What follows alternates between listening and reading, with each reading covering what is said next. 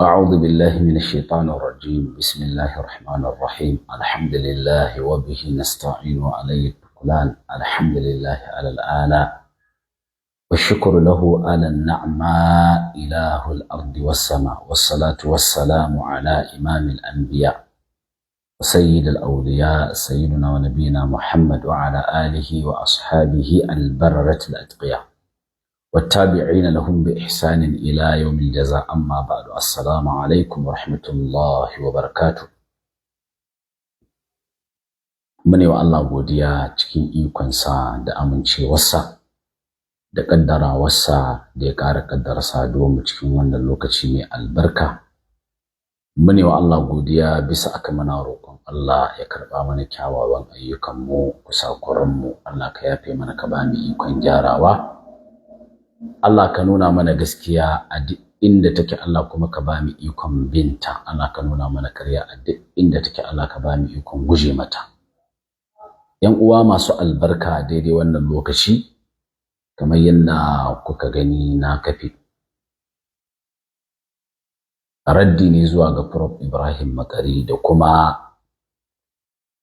faɗakar da mutane musamman musulmai kuma musamman 'yan arewa dangane da makirci da kuma wata fikira wacce ke ƙoƙarin sawa a ƙwaƙwalen waɗanda ba su fahimci addini ba. Zan danna muku Prof Ibrahim Makari in dai malami ne kuma in dai ya fahimci karatu, to duk abin da ya tsoma baki dole ya bawa al'umma mafita. Dole ne in dai ya tsoma baki. Idan ka zo ka ce muslim ticket ka soke shi kaza ne, to dole fa a matsayinka na malami sai ka ba su mafita. In dai ka sa baki dole sai ka ba su mafita. Amma in baka ba su mafita ba, to dole in muka zo za mu yi magana a kanka sai mu ce to musuluncin kake hari, sai mu ce musulmai kake hari, sai mu ce addinin kake yaƙa. Kuma in mun ma haka ba mu ma rashin adalci ba,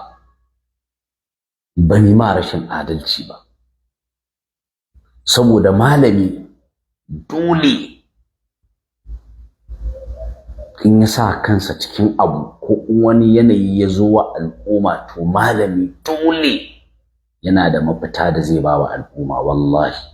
kuma duk munin abu, duk tsananin yanayin da ake ciki, in dai ya sa baki to akwai mafita wanda wajibi ne ya ba wa al'umma.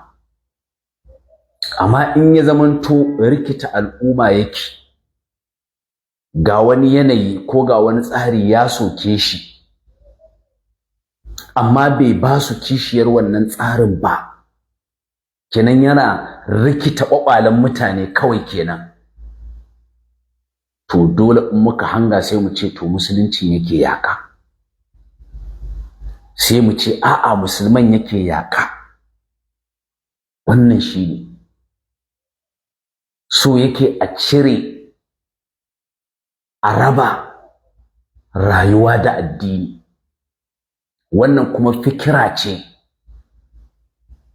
ta waɗanda suke yaƙar addinin musulunci, wanda ake ce musu alladiniya, waɗanda suke raba addini da rayuwa, waɗanda suke so musulmi in ya bayyana a wani waje ya nuna shi ba ma musulmi bane, ba shi da alaƙa ma da musulunci. Kaga ta nan an soki addini, kaga ta nan an tauye addini, saboda baka bayyana kanka da siffarka a matsayin musulmi ba. ballantana wani ya kwaɗayi ya yi sha'awar shiga addinin naka. Kenan akwai wani waje da za ka shiga kawai kakka sa wani saƙo na musulunci kawai. Kakka sa wani saƙo na musulunci kawai. Wannan kuma fikira ce ta waɗanda suke maƙiya addini. Ni zan yi magana kuma ba wai ina tsoro bane ko ina shayi. In kaga dama ka ce wani nake wa talla, in kaga dama ka ce muslim ticket nake talla, in kaga dama ka ce campaign nake wa Bola Ahmad Tinubu, duk abin da kaga dama ka faɗi. Amma na yi imani in na sa ƙa'ida ta karatu, wallahi ƙarya kake ka zo ka ƙaryata ta. Ƙarya kake ka zo kai ka ce ba haka ba abin da na faɗi ta ɓangaren karatu, sai dai ta ɓangaren son zuciyarka, ta ɓangaren jahilcinka, ta ɓangaren wawancinka, ko kuma ta ɓangaren ta'assubancinka. Amma dole ne mu yi amfani da abin da muka koya na karatu wallahi. Dole ne mu ɗabbaƙa shi, kuma dole ne mu gaya wa mutane shi, saboda hakan ne ma muka je muka. Kamar yadda na faɗi, matsayinka na malami in dai za ka sawo kanka to dole ka ba wa al'umma mafita, kuma amana ne a kanka. Amma kar ka zo ka raba musu hankali. Zan danna shi za ku ji bayani, zan danna shi za ku ji bayanin da yi. Kar ka zo ka raba musu hankali. To in ka raba musu hankali kana sukan wa'ancan riya ne, muslim ticket kaza kaza, kuma kai shiru baka ba su mafita ba, to sai mu ce musuluncin kake yaƙa, sai mu ce musulman kake yaƙa, sai mu ce wannan fikira ce ta waɗanda suke yaƙar addini. Mu a ƙa'idanmu ta musulunci, a ƙa'idanmu ta musulunci, babu wani abu na rayuwarka da ba shi da alaƙa da addinin, babu.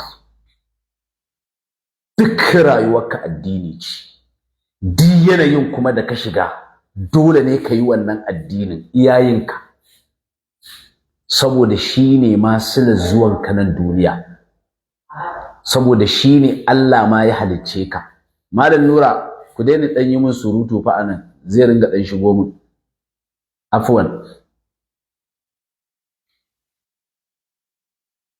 Ba wani yanayi, addinin ma ka zo yi.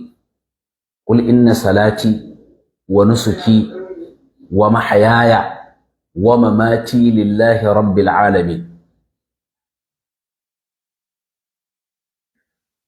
Rayuwata duka, wa ma khalaqatul jinna wal insa illa liya'budun. Mutuƙar ga ka Allah ya halicce ka, to maqasudin manufar bautarka shine sanadiyar halittarka. Shi yasa malaman shari'a suke cewa al-islamu salihun li kulli zamani. Musulunci ya dace da kowane zamani, kowane yanayi. Abin da ya kaka duniya kenan kai musulmi, da haka abin da ka zo yi kenan. Kuma duk rayuwarka ta duniya, rayuwarka ta wannan rayuwar tana da alaƙa da rayuwarka ta addini. So ake duk inda ka shiga ya zamanto ka bayyana a matsayinka na musulmi. Ba a so a ce ga wani waje da ka shiga wai ka zare addinin musulunci ko ka ajiye shi a gefe kawai. A'a, kai yanzu ba musulunci kake wakilta ba, kai yanzu kawai ka zo ne da kai da wanda ba musulmi ba duk manufar ku ɗaya. To in haka ne ka soki manufar zuwanka duniya kenan. In haka ne ka rushe manufar zuwanka duniya kenan. A ce ga ka a wani waje ka ajiye musulunci a waje kafin ka shigo wannan wajen, wannan ba karatu bane. Zan sa shi ya faɗi ku ji abin da ya faɗi akan cewa ai ana yaudaran mutane, ana kaza, kuma ka ƙi ka ba su mafita. Dole ka ba su mafita in dai ka sa baki, dole ka ba su mafita. Allah ya sa mu dace. Za in sa shi ku ji abin da zai faɗi, sai kuma in bi shi dalla dalla. na faɗa a baya magana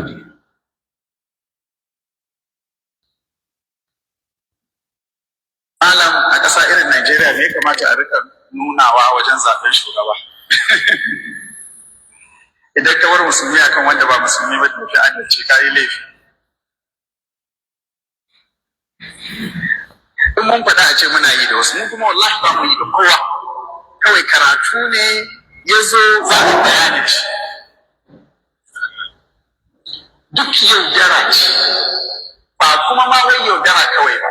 Wato, wannan shi ne weak point ɗin talakan Najeriya, addini da ƙabilanci. A wajen 'yan siyasa ba su da makamin da suke amfani da shi, suna wawantar da talaka. Da kyau wawantarwa, suna ci gaba da dantar da shi, kamar addini da ƙabila. Da an taɓa shi zai ce don muna 'yan ƙabilanmu ne, 'yan ƙabilanmu aka raina.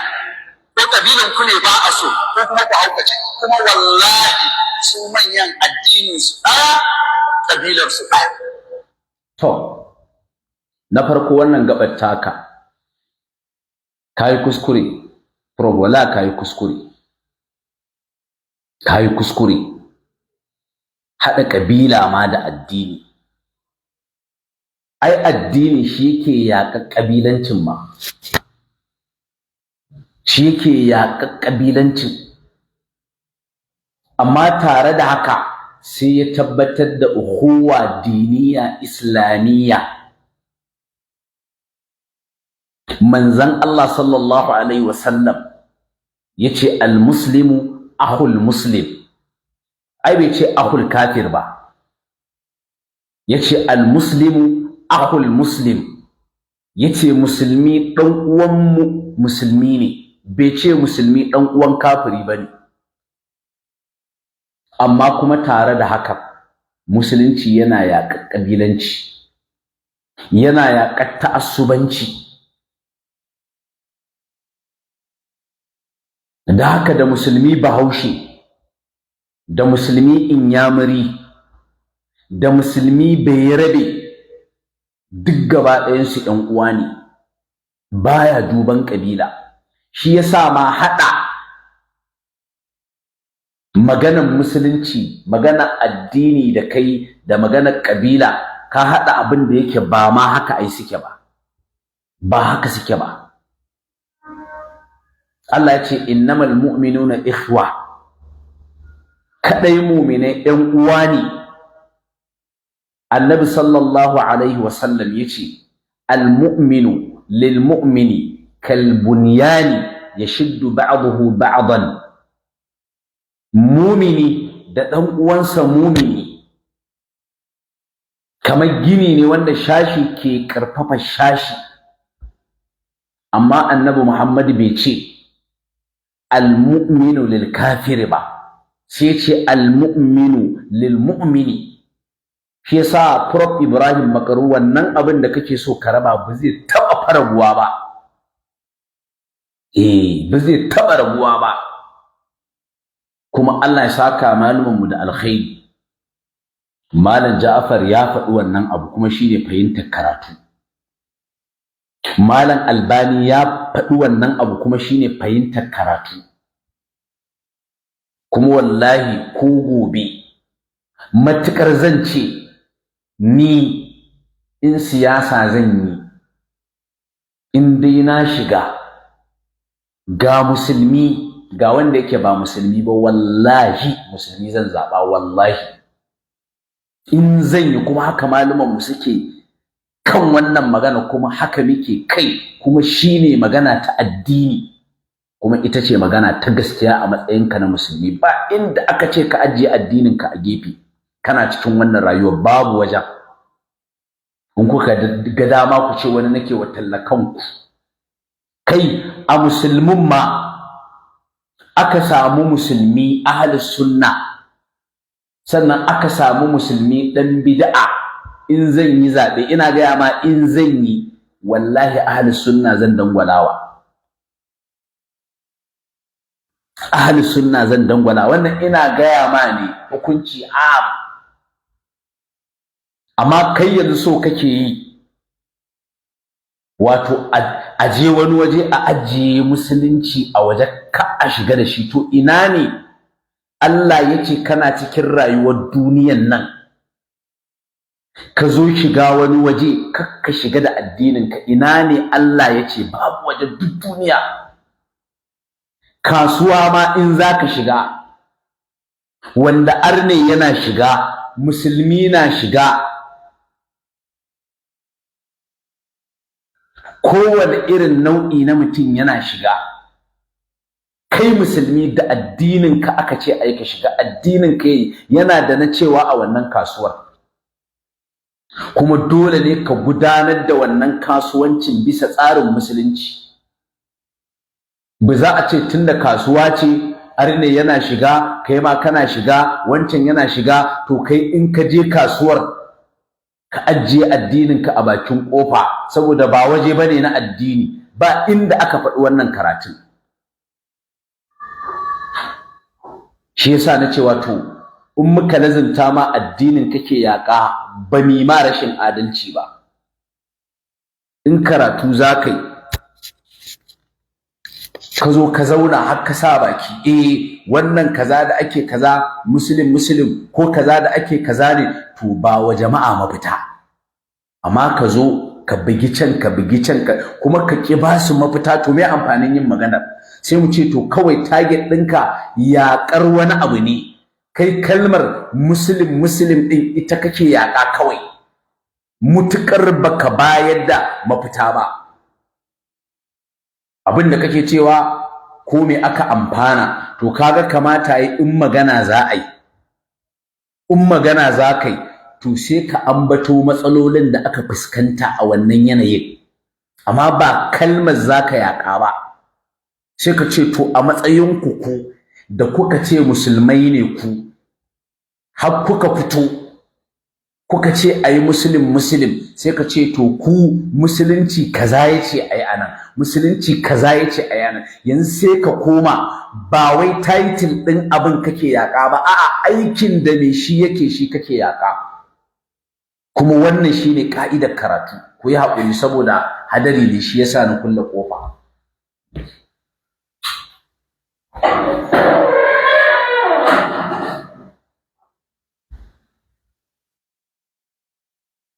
Wannan shine gaskiyar magana.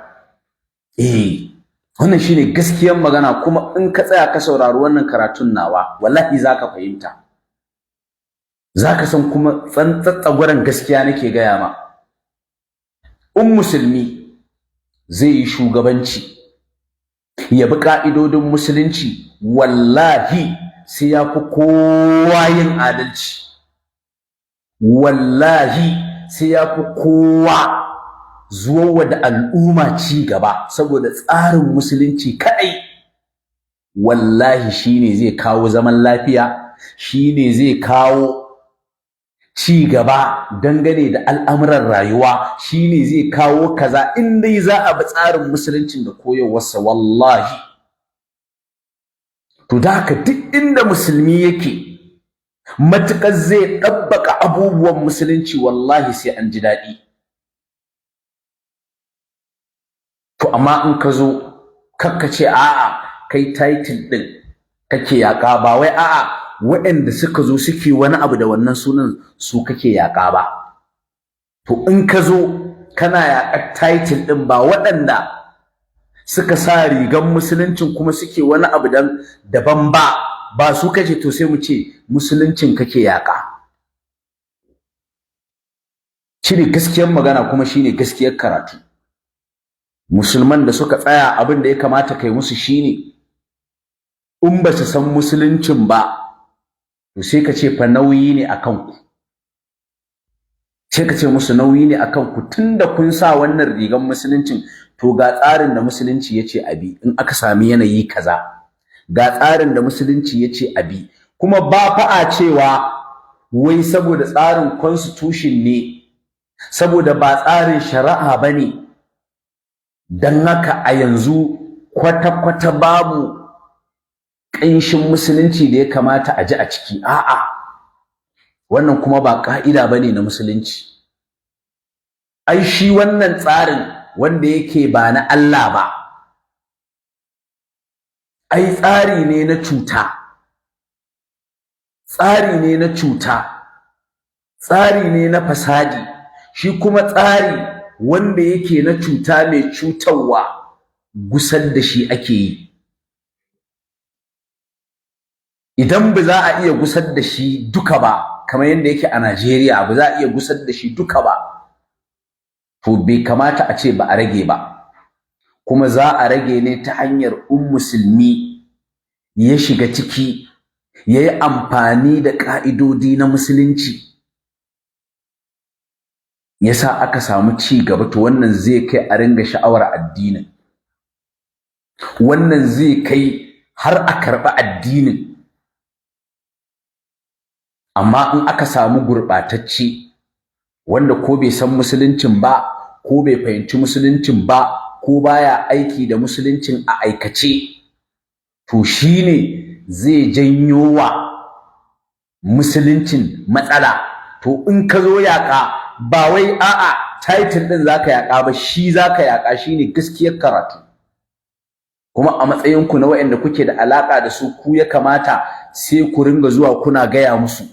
To tunda kuka ce fa musulunci, to babban abu kuka ɗauko. Dan haka ku ɗin duk abin da kuka yi ba ku za a soka ba, musuluncin za a soka. To ya kamata ku yi kaza, ya kamata ku yi kaza, ya kamata ku bar kaza, ya kamata ku bar kaza. Amma wannan salon da ka ɗauko salo ne na waɗanda suke yaƙar addini, su ne alladiniya, su ne waɗanda suke raba rayuwa da addini. Suna cewa rayuwa daban, addini daban. To kai musulmi, shi asulu ɗin fa shine addinin fa a wajenka, shi yasa ma ka zo duniya. Ita wannan rayuwar far'u ce, to ya far'u zai rushe asulu?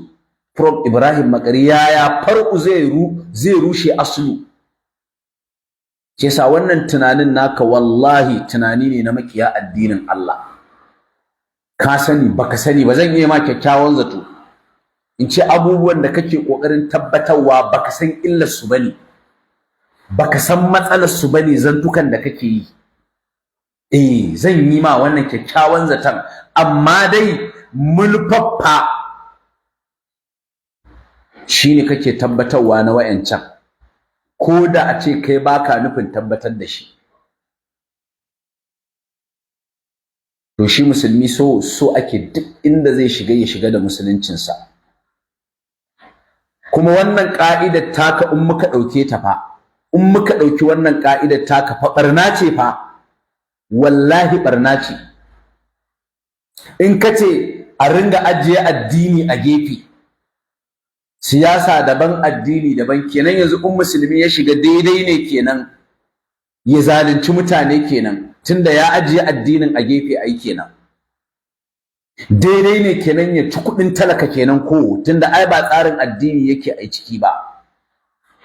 Daidai ne yayi zalunci kenan, tunda ai ba tsarin musulunci bane. Wannan shine implication din abin fa da kake aiwatarwa, kake bayarwa a matsayin ka'ida, Prof Ibrahim Makari. Wannan abin da kake aiwatarwa kenan. Kuma abin da kake cewa shine Allah ba zai tambayi cutar da wani musulmi ya shiga yayi a cikin wajen ba. Wannan shine abin da kake faɗi. Ku ya ƙuri, zan kulle ƙofofin nan saboda ƙarar ruwa. Wannan shine abin da kake faɗi, Prof, wanda kuma wallahi duk musulmi ɗan siyasa da ya tsaya takara ko da ya samu takara ya zalunci mutane, wallahi musulunci ne zai masa hukunci. Kuma wallahi sai musuluncin ya tuhumce shi game da zaluncin da yayi. Ko da yana ganin cewa tsarin da ya shiga ba na musulunci bane, wallahi musulunci yana da na cewa a ciki. Kuma in yayi ba daidai ba, sai musuluncin yayi masa hisabi. Wallahi wannan shine gaskiyar magana. Ku daina rikita al'umma saboda kuna so ku biya wata bukata ta zukatanku. ku daina rikita al'umma. Ai wanda ma ba ma musulmi ba, daga sanda ma ya zamanto ba adali ba, shine sanda ya ƙi yin imani da Allah, bai riƙo amana ta Allah ba, amana Allah fa ya fara ci fa. wa idza akhadha rabbuka min bani adama min zuhurihim, wannan ayar ta yawmul misaq, ta yawmu alastu bi rabbikum, amana Allah fa ya fara ci. Sannan zaka zo ka ce a'a wai gashi nan shi yake da amana. Allah ku daina rikita al'umma. In kuka ga dama ku ce muslim nake, ku ta faɗi, ku ta zagi, amma sai mun bayyana karatun musulunci wallahi.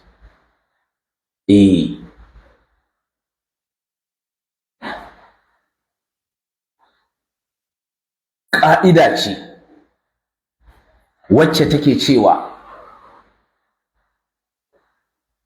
la yasqutul maisuru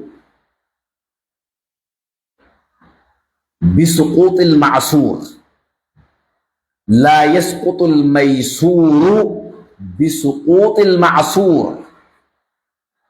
In ka shiga ba za ka iya kawo dokoki da kaza na musulunci ba a wannan tsarin, tunda na kafirci ne ko to abin da za ka iya yi ka wakilci musulunci, ka yi adalci, ka yi gaskiya, ka riƙe amana, ka yi kaza, wallahi dole ka yi. In kuma ba kai ba sai Allah ya tambaye ka. Wanda kuma ba za ka iya ba na canza tsarin constitution duka ka kawo tsarin musulunci, to la yukallifu Allahu nafsan illa wus'aha. kuma at-taklifu bima la yutaqu muhalun la wajiba ma al-ajaz. Wannan shine ka'idodi na shari'a. Tunda ba za ka iya ba to Allah ba zai tambaye ka ba, amma abinda za ka iya wallahi sai Allah ya tambaye ka a ciki. Saboda haka wannan tsarin na prop tsari ne wanda Yahudawa ne waɗanda maƙiya addini ne suke raba rayuwa da addini. Su ce in ka shiga ofis to ka ajiye addini a bakin ofis, kar ka shiga da shi ciki. In ka shiga wajen aikin gwamnati to tun a gate ka ajiye addininka. Kaga wannan kamar abin da ake cewa idan ka je ka zauna akan wannan kujerar ka ci amana, idan ka je ka zauna akan wannan kujerar ka yi zalunci, musulunci ba zai tuhume ka ba. Kamar fa haka ake cewa fa ana ruwa. Amma wayannan bayanan naka Prof Ibrahim Makari zan bi su dalla duk sai na kwance su da ka'idodi na karatu wallahi. Kuma da zaka wanke zuciyarka ka saurara wallahi gaskiya ce tsantsa. Da haka yanzu zan buɗe layin waya saboda kada ƙarar ruwa ya hana mu aiwatar da shirin yanda ya kamata, amma za ku ji ni a wani karan bi iznillahi. Yanzu layin waya zan sa kawai. Allah ya kyauta.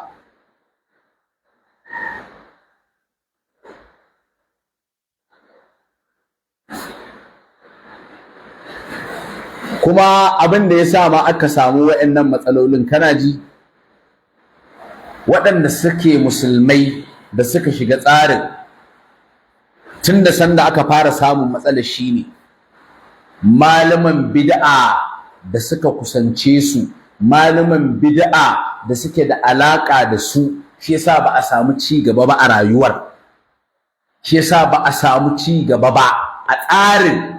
Malaman bid'a da suka yi tasiri game da waɗanda suke da mulki. Mu koma baya lokacin da waɗanda suke mulkin na siyasa suka samu alaƙa da malaman sunna, wallahi sun yi abin da aka yi ta yabawa, har maƙiyinsu sai ya yaba musu. Lokacin su Saddauna da suke da alaƙa da malama na sunna, baka isa ka zo ka kafe suka ce sun yi kaza, sun ci amana, sun yi zalunci, sun yi saboda me? Suna da alaƙa da malamin sunna. Malamin sunna ne zai ga wani mai mulki ku ƴan ɗariƙu ku ƴan bid'a in kun je me kuka je yace kun je cin abinci amma ba ku je ku sa shi wa al'umma aiki ba, yace abinci kuka je ci. Wannan shine gaskiyar magana, wannan shine gaskiyar magana. Da haka zan sa number waya ga ta nan nasa, duk wanda yake da magana a kai to sai ya zo ya yi. Amma fa ni ka san ɗalibi ne na shari'a, in ka zo min dole ka yi min magana da yaren ilimi.